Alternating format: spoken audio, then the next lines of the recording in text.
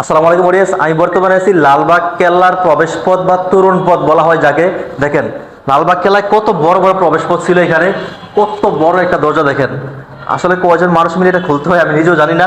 আসলে এরকম প্রবেশ পথ লালবাগ কেল্লায় মোট তিনটা আছে, তার মধ্যে দুইটা বন্ধ করে দেওয়া আছে। যে দুইটা লালবাগ কেল্লার প্রবেশ পথ বন্ধ করে দেওয়া হয়েছে তার মধ্যে এটা একটা। দেখেন একটু কাছে আসো, দরজার সাইজটা দেখেন, ঠিক আছে? আর উপরে দেখেন কয় ফিট হবে, মিনিমাম 15-20 ফিট হবে দরজা। দেখেন আর এইভাবে প্রশস্ত আছে তো মিনিমাম আপনার 10-12 ফিট।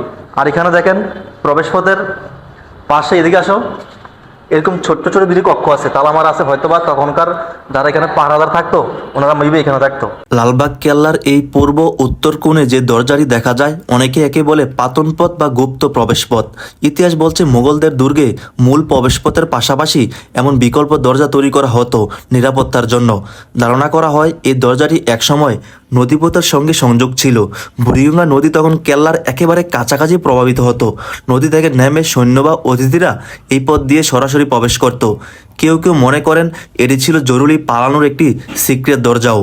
এখন অবশ্য দরজাটি সম্পূর্ণ বন্ধ এবং সংরক্ষিত, তবে এর ভাঙাচোরা ইট, উঁচু দেয়াল আর নীরবতা আজও যেন লালবাগ কেল্লার হারিয়ে যাওয়া ইতিহাস এক রহস্যময় গল্প বলে। মুঘলদের ইতিহাস এবং ঐতিহ্য সম্পর্কে জানার কৌতূহল থাকলে আপনি ঘুরে আসতে পারেন পুরান ঢাকা বুড়িগঙ্গা নদীর তীরে অবস্থিত এই লালবাগ কেল্লায়।